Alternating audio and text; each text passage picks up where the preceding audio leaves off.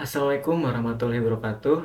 Halo semuanya, perkenalkan nama saya Yosef Herudin dengan NIM 241101138.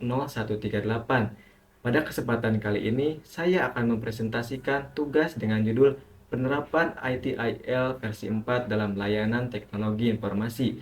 Dalam presentasi ini, saya akan membahas mengenai pengertian ITIL, alasan mengapa ITIL digunakan, serta komponen utamanya. Kemudian, saya juga akan menjelaskan bagaimana prinsip-prinsip ITIL versi 4 dapat diterapkan pada salah satu layanan teknologi informasi yang umum digunakan. Tujuan dari presentasi ini adalah agar kita dapat memahami bagaimana ITIL membantu organisasi dalam meningkatkan kualitas dan nilai layanan teknologi informasi. Baik, langsung saja kita mulai pembahasannya dari slide yang pertama, yaitu apa ITIL? Apa itu ITIL? ITIL kepanjangan dari Information Technology Infrastructure Library adalah kerangka kerja atau framework yang berisi panduan praktik terbaik untuk mengelola layanan teknologi informasi agar lebih efektif, efisien, dan berorientasi pada nilai bagi pengguna. Dengan menggunakan ITIL, organisasi dapat menyelaraskan layanan TI dengan kebutuhan bisnis, meningkatkan kepuasan pengguna, mengurangi risiko, serta memastikan bahwa setiap sumber daya teknologi digunakan secara optimal. Selanjutnya, mengapa ITIL digunakan? ITIL digunakan untuk menjaga kualitas layanan IT supaya tetap stabil, sehingga gangguan atau perubahan tidak menurunkan kualitas layanan. Selanjutnya, untuk memastikan layanan IT sesuai dengan kebutuhan bisnis ataupun pengguna. Dengan ITIL, layanan TI dirancang agar selaras dengan tujuan bisnis dan kebutuhan pengguna, bukan hanya fokus pada teknologi semata. Selanjutnya, mengurangi masalah seperti sistem error, downtime, atau keluhan pengguna.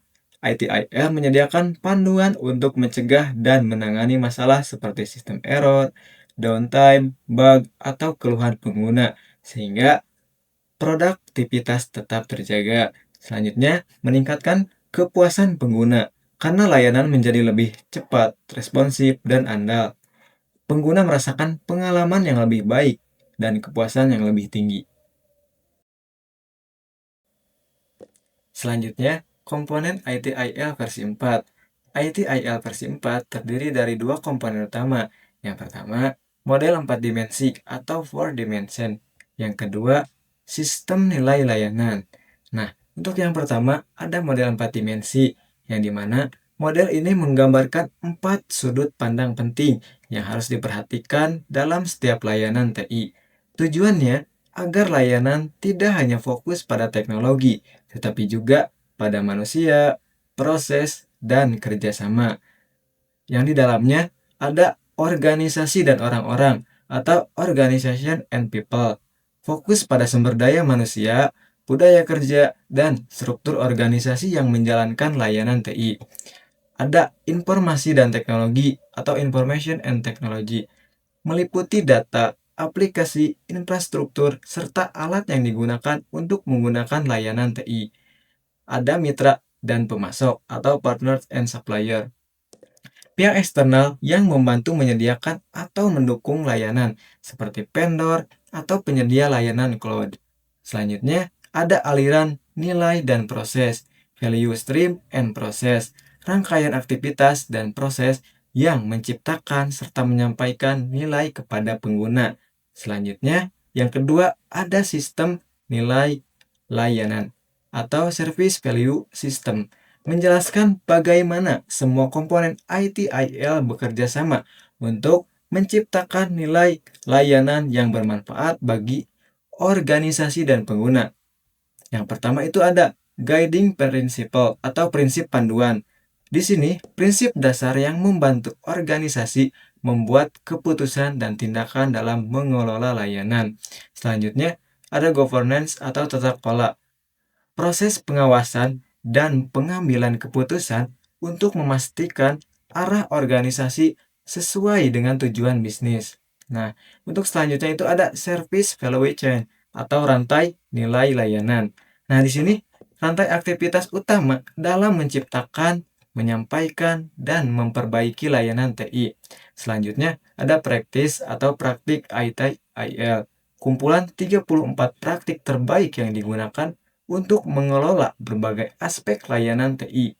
Selanjutnya ada continual improvement, perbaikan berkelanjutan. Di sini merupakan upaya terus-menerus untuk meningkatkan kualitas layanan dan proses organisasi.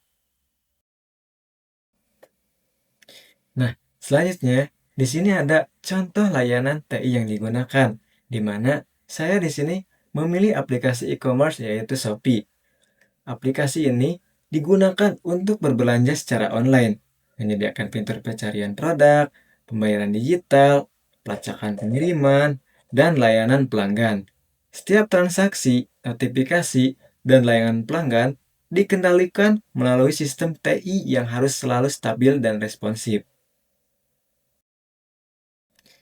Prinsip-prinsip IT/IL versi 4 yang diterapkan. Nah, di sini ada fokus on value atau fokus pada nilai. Start where you are, mulai dari apa yang ada sekarang. Collaborate and promote visibility, kolaborasi dan transparansi.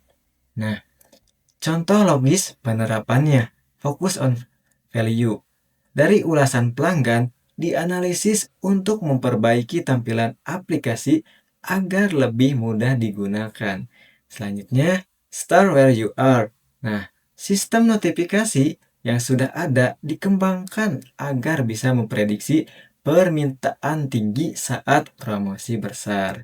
Untuk collaborate and promote visibility, setiap tim, marketing, teknisi, dan support saling berbagi laporan harian untuk memantau performa sistem dari keluhan pelanggan.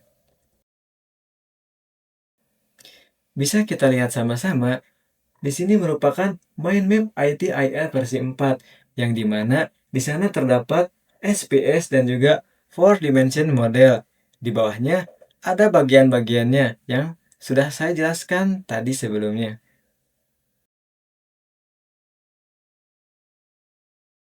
Sekian penjelasan dari saya mengenai penerapan IT/IL versi 4 dalam layanan teknologi informasi. Dari penjelasan tadi, kita dapat memahami bahwa IT/IL versi 4 merupakan kerangka kerja yang membantu organisasi dalam mengelola layanan TI secara lebih terarah, efisien, dan berfokus pada nilai bagi pengguna.